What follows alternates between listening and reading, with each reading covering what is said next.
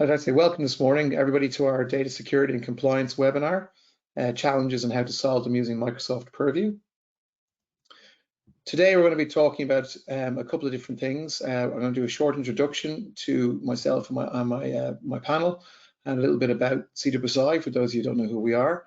And then we're going to get into the challenges and drivers of why you would look at having a data security, data compliance program, and then how to solve those challenges. So how to address or how to begin to create a plan for how to deal with those challenges.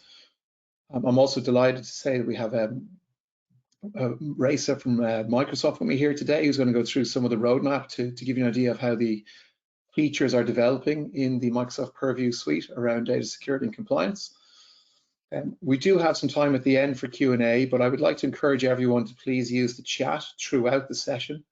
It's much more interactive if we can use the chat to address your questions as we go through the slides and discuss. So please don't be afraid. There are no silly questions, and we'd be delighted to take them and deal with them as we go. So just a quick introduction. My name is Paul Connolly. I'm Customer Solutions Director at CWSI with a specialization in security and compliance. I've over 25 years in IT and security with a focus in mobile security, modern workplace, and primarily in the last 4 or 5 years, the area of data security and compliance. And with me today, I have Raisa Barr. Raisa, if you'd like to introduce yourself, please. Yes, of course. Thank you, Paul. So hi, everybody. My name is Raisa, and I am one of the technical specialists at Microsoft in Netherlands. I joined Microsoft the 1st of January this year, so I'm still a little bit new to Microsoft, but I'm not new to Microsoft technology and also not new to security. I've been working in the security field for the last 10 years, and I think the last 7 years I've worked with Microsoft security products. I've also run a large implementation project utilizing this technology. So I'm happy to be here and to help you out with any of the questions that you might have. Thanks, Raisa, and it's really great to have someone with your level of experience on the session today. So just a little bit of background about CWSI for those of you who haven't heard of us before.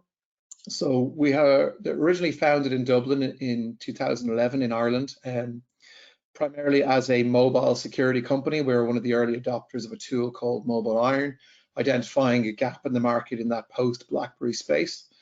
But over time, that focus on mobile working grew into just a focus in general on modern working, remote working, hybrid working, which has become obviously the norm today.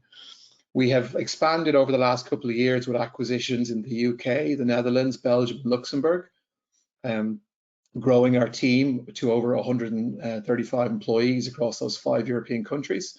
And we have a global customer base. We have very large multinational customers all over the world. We provide security and compliance and managed services to companies with footprints across the US, Asia Pacific, but primarily in Western Europe, in both public and private sector. And we specialize in managing and securing what is now really hybrid work. So we're the kind of modern way of working, wherever you are. We work direct to market and we work heavily with channel. We do quite a lot with telcos in different regions. We're also a founding member of something called the Enterprise Mobility Experts Alliance, or EMEA, which is a group of a loose kind of association of similar type organizations across Northern and Western Europe, which allows us to kind of share resources and knowledge among our technical teams, which is quite useful in addressing what is a very fast and interesting space to work in. Our purpose as an organization is pretty straightforward. It's to enable the world to work securely from anywhere, which basically means any application on any device, on any network, without compromising on the experience or security. So we have a quick poll here where we'd like to get to understand the audience a little bit better. So if you wouldn't mind, it should be popping up on your screen now. Just a short question there. So try and understand where you are in terms of your implementation around a data security program. So have you started one? Are you still considering one? Or are you well advanced and are quite mature in what you've done. Let's give a few seconds there for everyone to respond to that.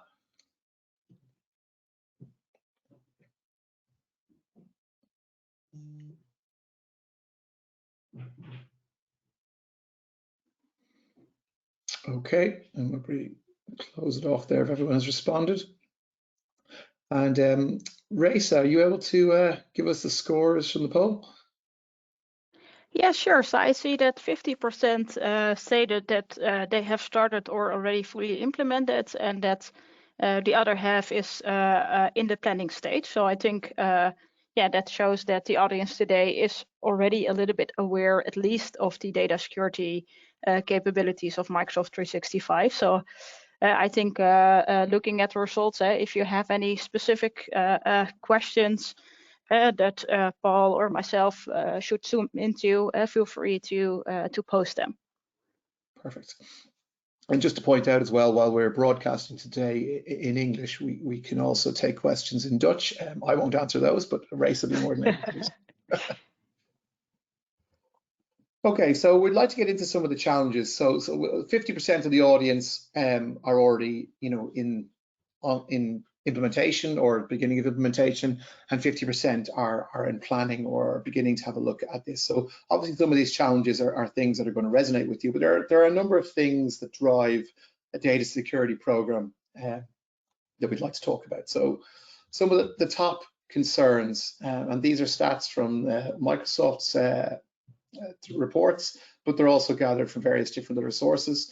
These are obviously global statistics, but I think they resonate quite closely with our experience across our customer base.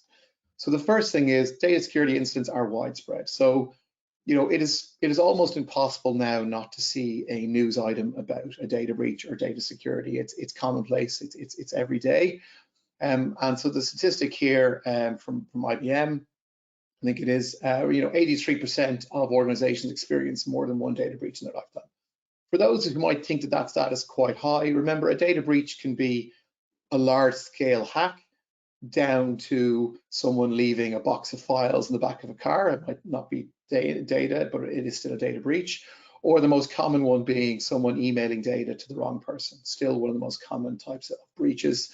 So all of those put together is quite a high number, and most organizations would experience those in the short period.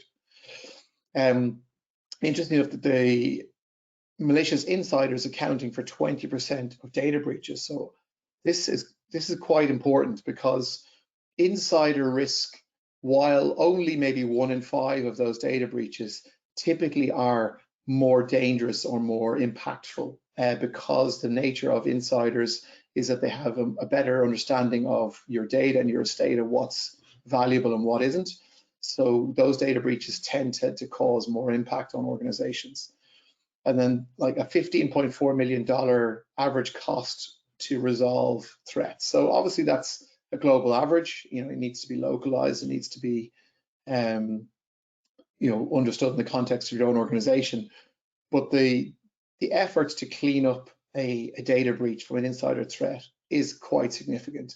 You need to first understand what they accessed. You need to deal with the costs of what has been released, whether there's ransomware, whether there's regulatory fines, whether there's reputational damage.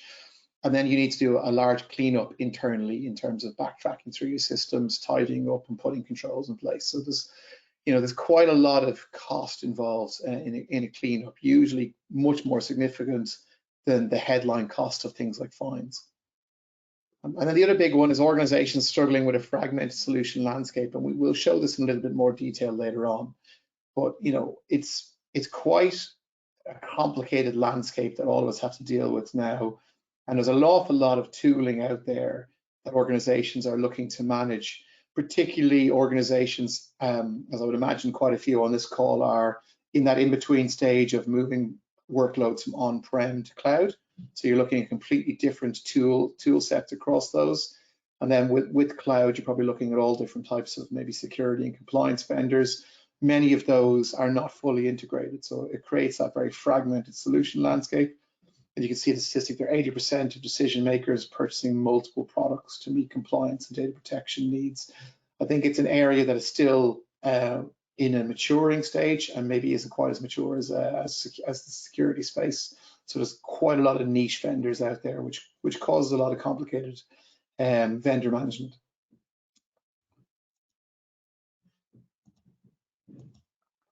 To bring some of those statistics to a more local kind of point of view, we can see here Booking.com, a well-known Dutch company, one I use myself quite a lot for travel, having serious data breach and getting a significant fine, like €500,000.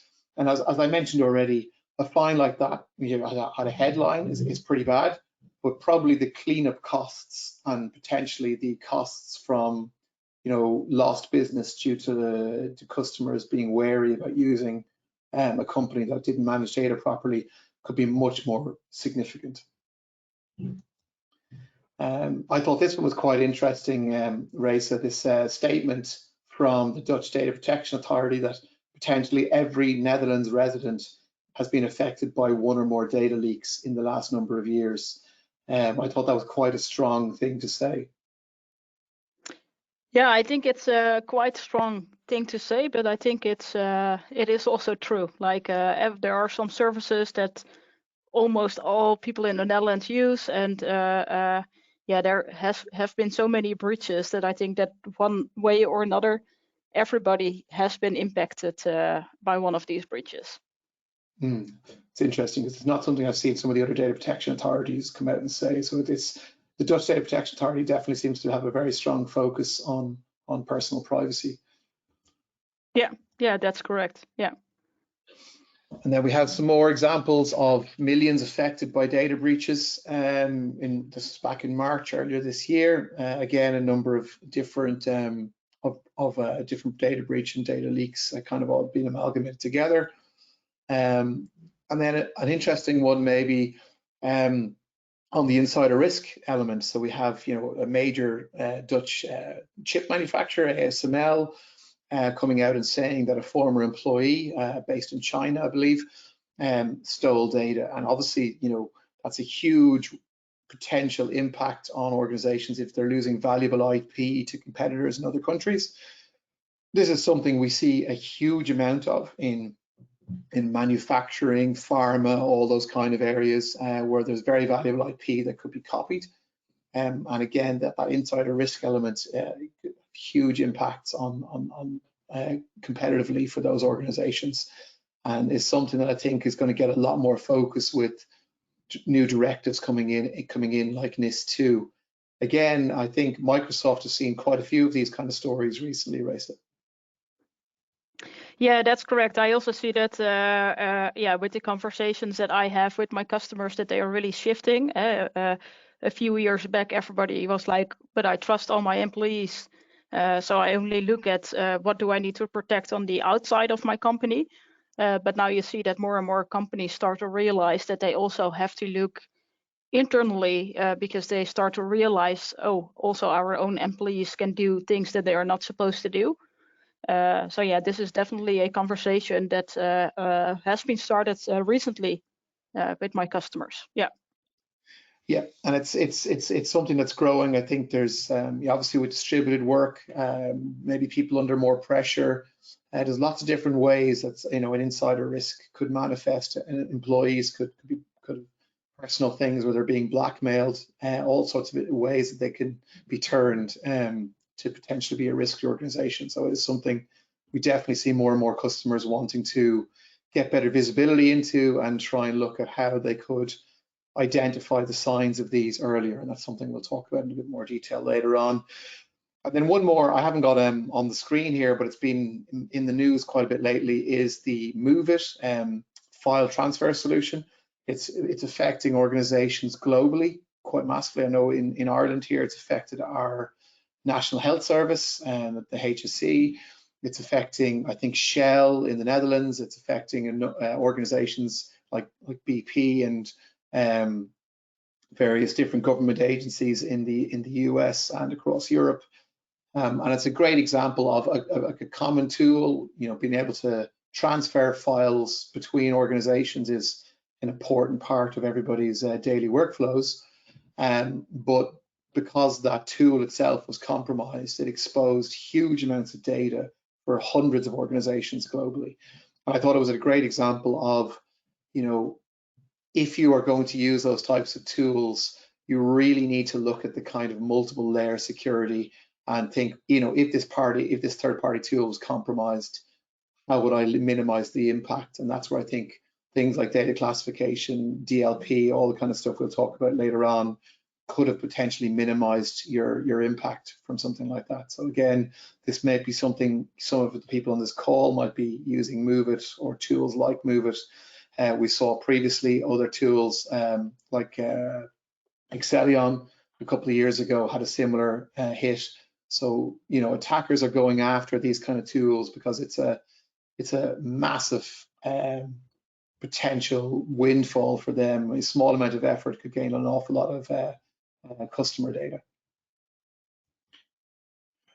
So interesting enough as well, I was digging into some statistics on the data protection authority reporting in the Netherlands, and this was one thing that Raisa brought to my attention that really stood out to me. Is the Netherlands has a huge amount of breach notifications. So in the last 5 years to date, there's over 140,000 notifications from organizations to the Data Protection Authority, which is hugely ahead of all other the nearest other countries in the EU, which is probably Germany. You can see Ireland is way down there, only about 30,000, which, considering we have most of the multinationals, is quite interesting. But I think this is reflective of maybe a culture of reporting data breaches to be safe, and maybe organizations are potentially not as comfortable that they've got the controls in place to mitigate the damage from these breaches, and they're just reporting to get them on the books. I don't know, Race, have you any thoughts on these statistics? They really stood out to me. Yeah, it is really odd compared to the rest of Europe, because I don't think that the Netherlands is doing worse in terms of data security.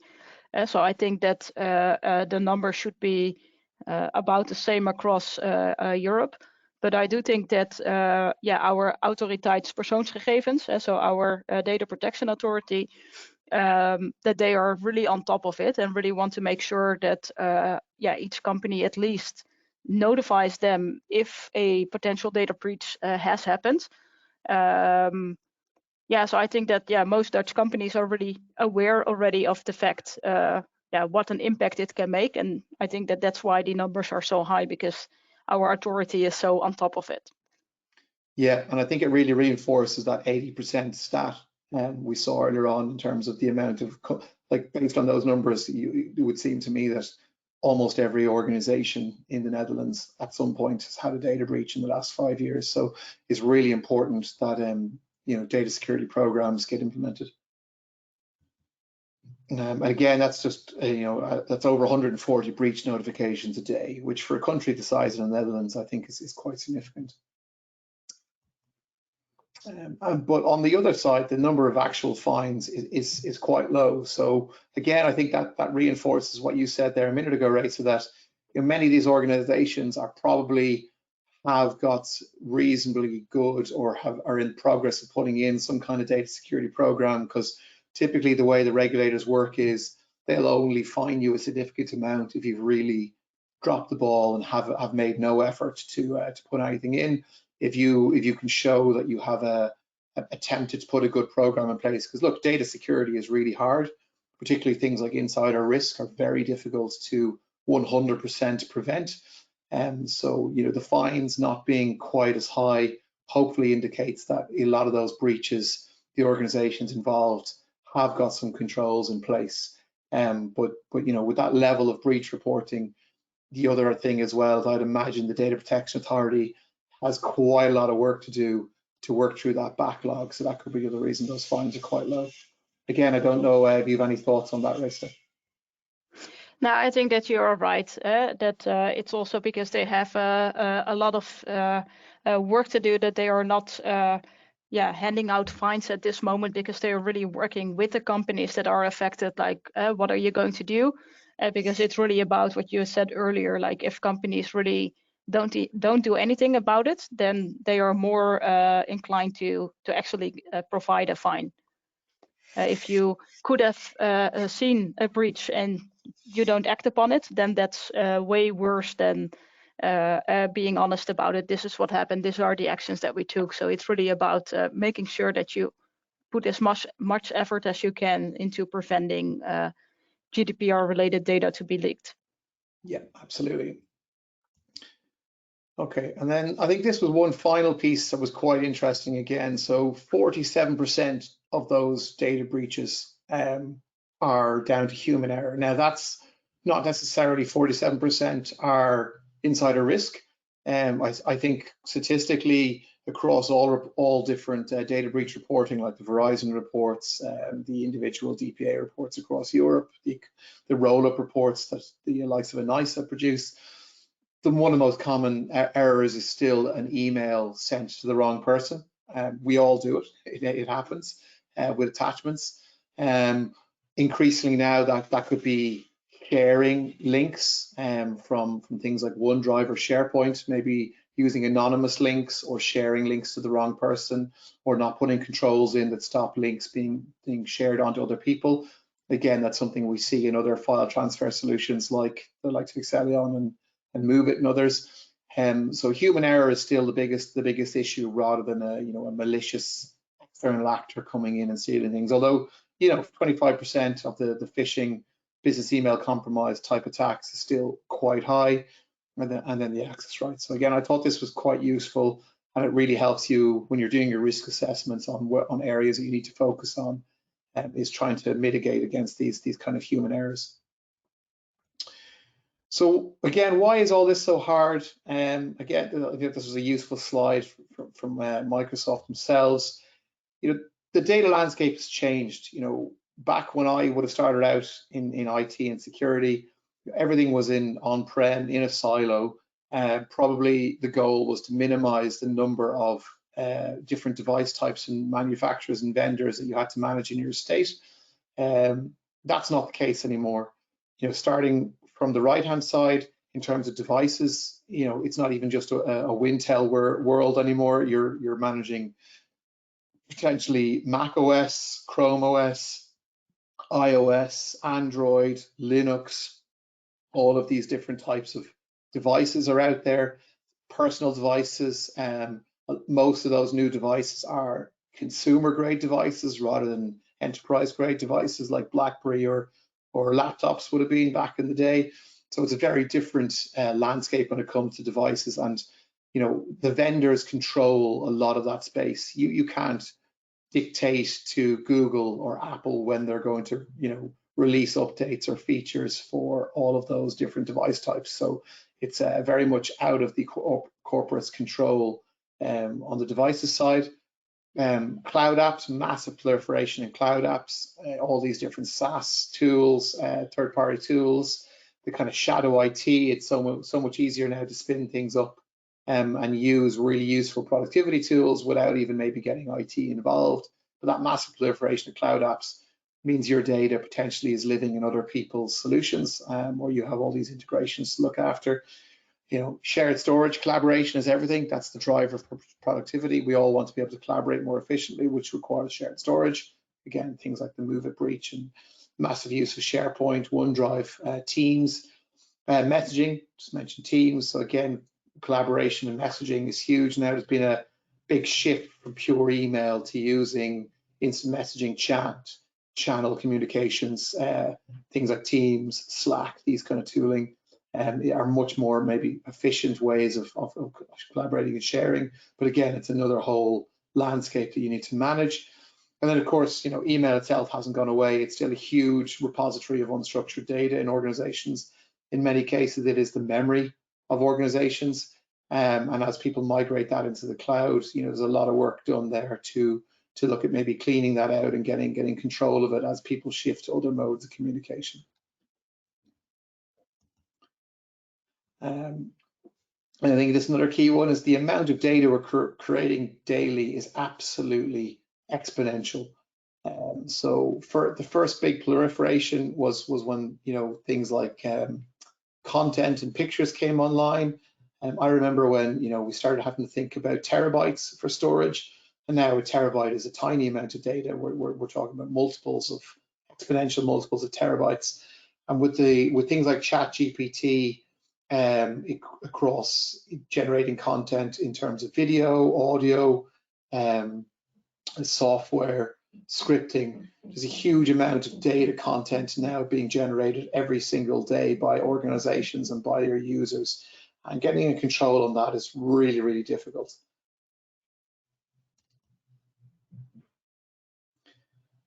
So maybe, Raisa, you could talk through this. I think this is a good example of kind of showing what an unprotected type of approach to data security looks like.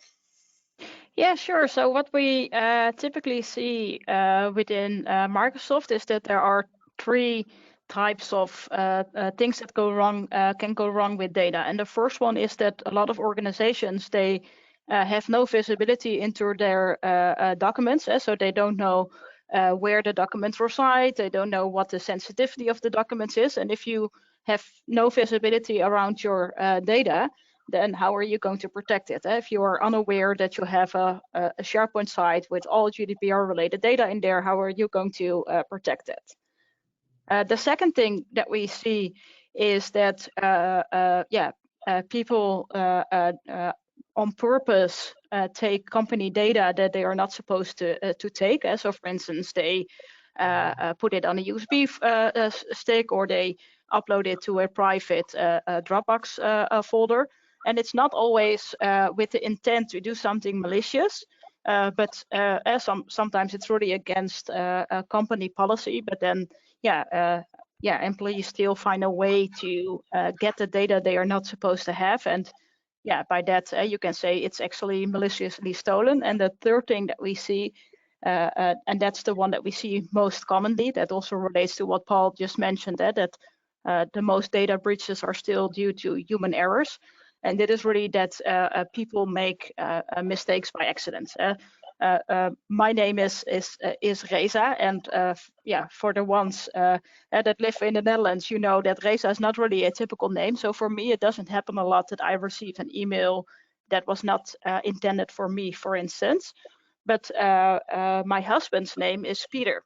And there are a lot of Peters in the Netherlands, and he actually works for a consultancy company, so he has a lot of customers. And it's happened so many times throughout his career that he receives emails that are not supposed to be sent to him, that really contains sensitive data from that company. So yeah, these are the three security incidents that we see the most happening to data. Yeah, absolutely. And I think it's the same for ourselves. And I particularly like the fact that you mentioned there that often with employees, when they do things like forward to a personal email address or upload to a Dropbox or a USB, it is not because they want to steal anything. It's usually because maybe the corporate controls that have been put in place have not been thought through with a user experience point of view, and it's preventing them from doing their work. So they're looking for alternatives because they're under pressure for a deadline or something like that, and they just want to get their work done. Or maybe they haven't had a good level of security awareness training or anything like that. So it's not always someone malicious. It's just maybe someone who is naive or under pressure, or hasn't maybe is unaware of the risks. So I think that's a kind of a key thing to remember. Thanks very much, Raisa. So just to summarize the challenges kind of section there, the key things are, like, data is growing exponentially. That's not going to change. You know, we're constantly looking at, you know, a huge amount of data now is being generated not by humans, with the growth in use of bots and things like the large language models like ChatGPT and similar. Productivity is hugely in the focus of organizations at the moment. We've all seen plenty of statistics from, you know, global Gartner and PwC and Forbes, all these different organizations where, you know, senior leadership in all sorts of organizations globally are seeing a reduction in productivity levels for various different reasons. So they're looking at any tools at all that can help them drive that, and sharing and collaboration are critical kind of drivers of productivity in organizations. So that's not going to change. But the data storage and processing landscape is increasingly getting fragmented. The number of toolings and capabilities and services out there is only increasing, and people are using more and more complicated tools and integrations to do different things. But the value of all that data as well is increasing exponentially. So we saw the mention of the data being stolen from the Dutch chip company. Data is the new oil, has been said for years as a comment. It has huge value, and that value is increasing. So all of that leads to an increasing number of data breaches because of all those factors. The value of the money factor is huge. The value to either cyber criminals or state actors for stealing that data, that the return can be massive. We're seeing obviously increasing disruption of organizations' operations. So I know here in Ireland, when our National Health Service was hacked a couple of years ago, the cleanup for that is still ongoing several years later. We had surgeries being cancelled, hospitals having to cancel elective consultations. Some massive real world impact from a data loss or a data breach. And again, we see that increasingly across all sorts of different sectors. All of this, of course, is leading to an increased regulatory oversight. So again, there's a number of different regulatory oversights. We're all familiar with GDPR. I think the big one for critical supply chain, public sector, manufacturing, logistics, power, all those kind of areas is going to be the NIS2 directive, because there's a big focus now in Europe, particularly with the war in Ukraine, on protecting our critical infrastructure from external actors. So I think that's going to drive an awful lot of focus on really maturing and securing our data security programs. And all of this leads to increased cost to organizations. To implement these programs is a cost, but of course the cost of, if you don't implement these programs, is probably a multiple of that. So I think that's all. That's kind of a summary of the challenges. Is there anything you'd like to add there, Raisa? No, I think that you summarized it, quite well. It all starts with what you said. Like if people do not have any insights in their data, then it's super difficult to protect. And then you have all of these data is really expanding every day. So it's really it's getting more difficult for companies to do, but it's doable, I would say. Yeah. And that's a great segue into the next section. So based on all these challenges, how do we solve these problems? What can we do to minimize our risk or the impact of a data breach, which is something I talk about a lot, because it's impossible potentially to prevent, but it is possible to minimize the impact. So here in CWSI, we have a wheel that we use, a 4-step wheel. Where we start on the top left-hand corner there with discuss, then we move to discover, design, and deploy, and I'll go into those in a bit more detail. So what do we mean by this step? So in the discuss phase, I think the most important place to start is to capture your requirements, because data security programs, data compliance programs, more than potentially any other security activity, really require business input. Deciding on how to classify data or how to risk assess data is not an IT or even an IT security team led activity. The only people who can really tell you what the security level or what the classification level of data can be are the business owners. So it's really critical that you get to your business requirements in. So we always start by understanding what are your requirements for data security, and the kind of key ones are the business requirements. So obviously the business requirements in terms of what do they need to do from a protection level, but also going back to what Raisa mentioned earlier on about maybe why people would use something like Dropbox or Gmail.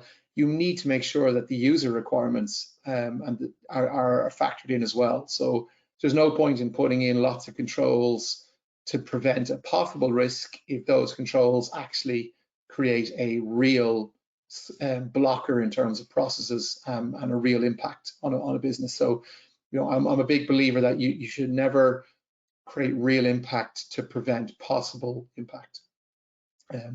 And then obviously regulatory requirements are going to factor in depending on what kind of organization you are. And I mentioned GDPR in this too. Maybe MiFID is one if you're a financially regulated organization, or SOX 2 or PSD2 in banking.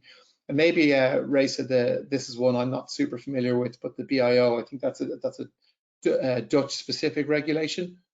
Yeah, that's a Dutch specific regulation for government organizations. So it's really where all the municipalities and all of the government agencies have to comply to. So it's a really important regulation in the Netherlands. Yeah, and I think we're just seeing a further growth in the number of these regulations, and also looking at the overall fines across Europe from the GDPR breaches, just as a simple example. The number of fines and the level of the fines is increasing year in, year out, because there's so much focus on this area. So I think it's only going to increase the amount of regulatory oversight that we have to do. And then there can be third-party requirements. So an example is CWSI ourselves. We are a supplier of services to lots of regulated and very large industries. Part of that means that we are part of their supply chain, so we are under scrutiny and need to meet their security requirements. And that, for example, is why we became ISO 27001 certified and have been for over 4 years now. In the UK, we do Cyber Essentials, which is kind of allows us to anyone who supplies into the public sector. So anyone who is maybe supplying into major industry or public sector will know you need to meet their requirements. So that needs to be factored into your data security program as well. The second stage that we look at is discovery. So once you have your kind of requirements documented, the next stage is to discover and assess your risk. So the first thing I would always recommend is to try and identify your crown jewel. So, obviously you want to try and protect everything, but that's a big task. I think the focus should be on what is the most important things that we need to protect first. So for example, that chip manufacturer, their valuable IP, that's the kind of stuff that they would want to make sure they have the controls over.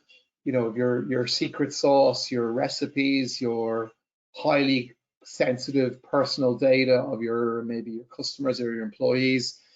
That's the area that you should probably focus on first in identifying and putting a set of controls around. The second thing to do is to map how your data is being processed. So how is it moving around your organization in and out of maybe integrations? How is it being shared internally and externally? How is it being processed? What are we doing with that data? How is it being stored?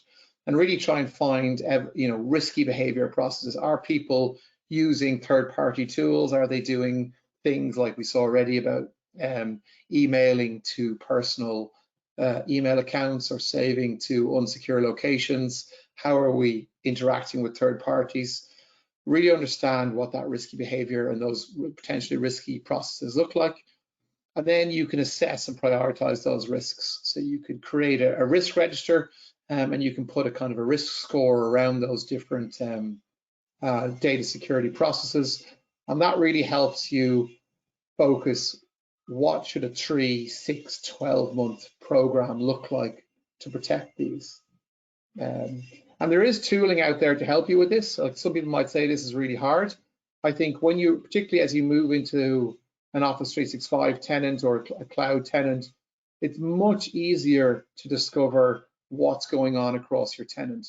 There's built-in tools within the Microsoft tooling, like the sensitive info types, trainable classifiers, exact data matches. There's third-party tools. We have one ourselves in CWSI that we can plug into a tenant that can, process the admin logs and really look at all those activities around discovering that risky behavior and identifying your different data.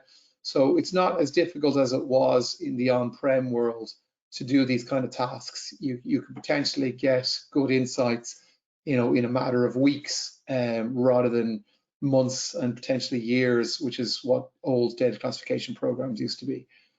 I think, is there anything else you'd like to add there, Raisa, from your own experience? No, yeah, I think that especially for the first point, what you mentioned with identify your crown jewels, a lot of companies can struggle with this sometimes, like how do you really define your crown jewels? But what I think is really nice, that if you find a way to now identify it, then the technology has become much easier to actually then search across your organization to discover where it actually is. Yes, it's not always easy to define it in the first place, and it's really specific per company. But I really like how technology can help you with this.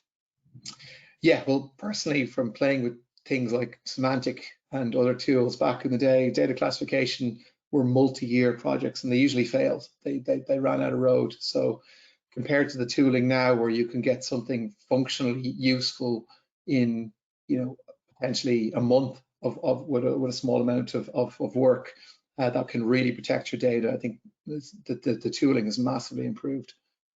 Yeah, exactly, and especially on that part. So what you mentioned in the slide before, some data you want to protect because it's really company specific, like intellectual property data, and other data you have to protect because it's regulated, for instance with GDPR.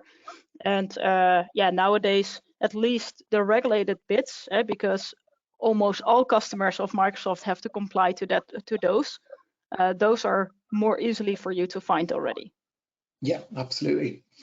And then once you've got those you've gathered your requirements, you've reviewed your kind of data landscape, you've understood the kind of key, your crown jewels, your key data, and you've put together a risk assessment, so you're able to prioritize the areas that you want to work on. And again, this is all a guided process that we work with customers within, depending on their maturity. So they might have already done a lot of this work, some might be starting from scratch. Then you're in a position to do a design phase.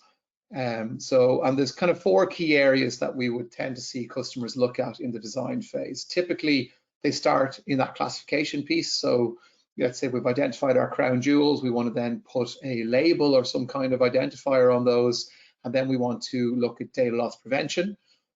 So data classification and data loss prevention tend to be 2 key areas. But another interesting one that I'm doing a lot of work with customers on is the data lifecycle management or retention piece, which is really around, controlling 2 things. One is that proliferation of data. So, that's a huge amount of data going into tenants. There's obviously cost involved in that. Not maybe a bad thing for Microsoft, something, that customers themselves want to manage. But they really want to try to control that as they migrate maybe data from on-prem to cloud. They only want to migrate the useful data, and they want to clean out other elements. So that's one driver of retention. But the other is on the regulation side. So working with people like insurance companies, they've got contracts with customers where they must hold on to data for the lifetime of the contract. But then they need to clean out that data because there's maybe personal data in there. So from a GDPR point of view, so they want to put automation around that because it's, manually managing that data is just not feasible. So I think that retention side of things is a huge area of focus for me, again, around GDPR, different types of contract and data management, and also around that kind of cleaning out company data. So even things like chat, I'm seeing a lot of people putting in, retention rules to clean out chat after 60, 90 days because they don't want it showing up in a subject access request or in a freedom of information request or an e-discovery. And then finally, the big one we spoke about earlier on is insider risk. So once you've kind of matured through things like data classification, and DLP, then insider risk typically is the next step that I see organizations moving to as they mature in those programs. They really want to put some controls in place to help them look for the exceptions. So, baseline what normal looks like, and then you're really looking for the noise within there, or the signal within the noise. So what's something a little bit different? Somebody doing something they haven't done before, maybe extra, downloading a large amount of data, or logging in in an unusual pattern. So that's really the next step that people want to look at. And again, I think this dovetails quite closely with the approach that Microsoft would take, Raisa, correct? Yeah, that is correct. And yeah, what we also see is with the data lifecycle management that a lot of companies find that hard sometimes to throw data away. So if you're not allowed to keep something after 6 years, for instance, they're like, okay, but then if we automate that, how do we make sure that we don't throw away data that we actually wanted to keep? So there are also ways to circumvent that. So I think that, yeah, these four are all, they all are very important. Yeah. Yeah, and that's a really good point, because individually all four of these are important, but also they work really well together. So that problem you mentioned about making sure I only delete what I should delete, things like classification can help that. So if you're classifying your data correctly, then you can tie your retention policies to your classification, which will massively minimize that risk of maybe deleting the wrong thing. So I think it's really important to understand that one of the advantages of the Microsoft tooling is that all these different elements work together as well as individually. And then finally, we move to a deployment stage. So I think, again, some key things to think about here is don't try to do too much too quickly. Take a modular approach. So, I would always recommend that you look for one, maybe two very specific business cases or a specific team or department. Typically, people like finance, potentially, or HR, who have a good understanding at a risk level of their data, and maybe typically their data could be quite organized and structured, or they really understand the value of something like a classification program, so they'll be very engaged. So pick one of those to work on. Absolutely critical that the data owners are the people who decide classification and risk protection levels. IT and security, or even compliance officers, except maybe around GDPR, really they don't understand what is super confidential or confidential for someone in sales, or someone in manufacturing, or someone in finance or HR. That is up to those individual data owners to decide that. So you really have to get them involved. If you're starting out, using things like manual classification is really good for prototyping, doing POCs, getting that user testing done before you move to things like we already spoke about, like automation. So you can do quite a lot of work to get comfortable with the tooling, with what it looks like for your end users. So you can build your FAQs, build your training programs, and get a good understanding of how everything works before you move to automation. And absolutely key for me is that if you don't make it easy to use for end users, the program will fail. So going back to, again, repeatedly, why people do risky things, it's usually because people haven't remembered this last point. Your users are your ultimate customer. You must make sure that what you do from a security and compliance point of view does not negatively impact how they work, and is easy to use and easy to understand. And I think that's absolutely key for me in a successful program. And I think Microsoft have kind of summarized this in a really nice triangle. And again, I'll get maybe Raisa to talk through this. But again, for me, it's very similar. We use a wheel, they use a triangle, but it's a very similar kind of way of looking at things. Raisa, maybe you might talk through the evolution of the triangle and how you use it in Microsoft. Yeah, sure. So basically what I showed earlier, the 3 common mistakes that people can make with data. So companies being unaware of the data and the sensitivity of the data, people accidentally sharing information, and people on purpose sending information. So for this, we have 3 main solutions. So one is information protection, where we have technology that can really discover and automatically classify data. So with that, then you have visibility on where your sensitive data resides. The other component is data loss prevention, where you can have rules that state, for instance, this type of information you are not allowed to send via email. And I think that with the policies, tips, etc., it can already really help users to make the right choices. So if, for instance, you would get a pop-up that states, hey, you are now trying to send this sensitive file to a Peter that is not within your organization. Are you sure that you want to do that? That can actually prevent people from sending things by accident to my husband, for instance. And the other component is insider risk management, where you can really look into the behavior of what your employees are doing from a data point of view, and based on that, make different choices or even adapt the data leakage prevention policies for it. So just as an example, if an employee all of a sudden downloads a lot of information to a USB file, then that can be like a trigger, like, hey, maybe this person is doing something that that person isn't supposed to do. And then you can increase the risk level of that user.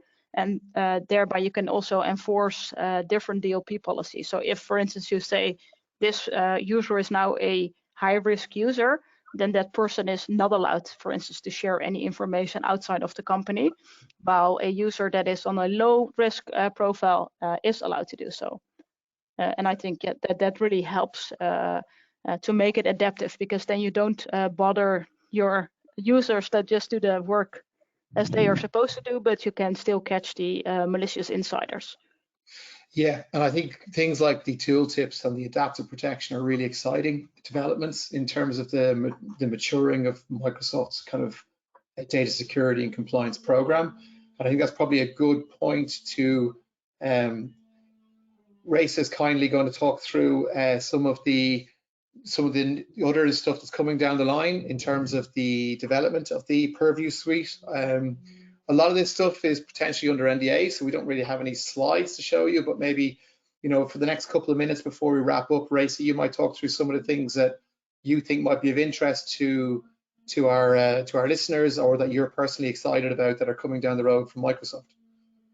Yeah, so what I'm personally really excited about is that when we is endpoint DLP, and just to explain that a little bit, is that when we started with DLP from a Microsoft point of view, we really started to put DLP on top of all of the Microsoft channels. So we had DLP for email, for Teams, for SharePoint, for OneDrive, but we didn't really have anything on the endpoint. And then now, 2 years ago, we announced endpoint DLP, and when we launched it, it wasn't that rich yet. But there are a lot of features coming up at the moment on the endpoint DLP, which really makes it possible for you to protect also what a user is doing with your sensitive data on their local devices. So I think that is really exciting. And one of the other things that we are really working on is to make sure that everything is more and more integrated, so that you can have your DLP policies on more of the channels. So for instance, we also have Defender for Cloud Apps, which creates some visibility on what people are doing on SaaS applications. So also the DLP possibilities are going to be increased on those. And what is currently rolling out, which I think is really, really relevant, is, for instance, the policy tips that are going to be more advanced. There are going to be more options with that, because we also strongly believe in that you should really educate your users to make the right choices. And you can only do this by really educating them on the actions that they are taking. So I think that the policy tips are really relevant to have, because then you are at least aware of that you are doing something that might be against a company's policy.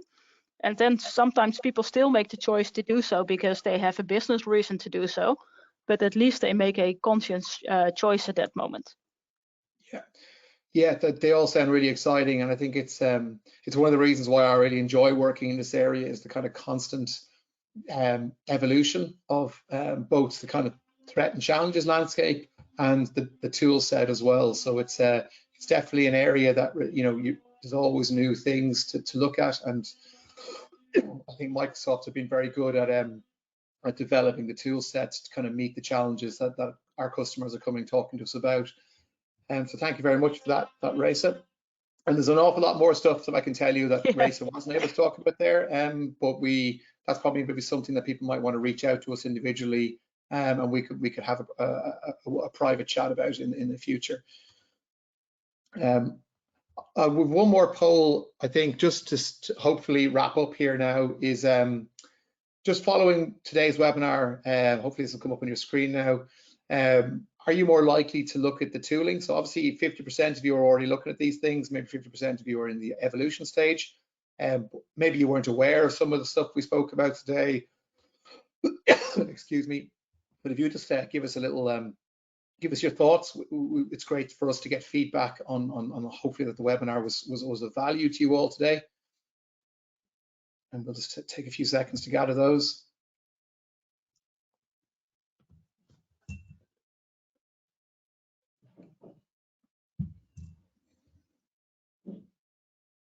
Okay, I think we can close that off there now. So Raisa, what was their opinion? Did we put everyone to sleep? Well, 80% said yes, that they are more likely to use it, and 20% said that they are not sure.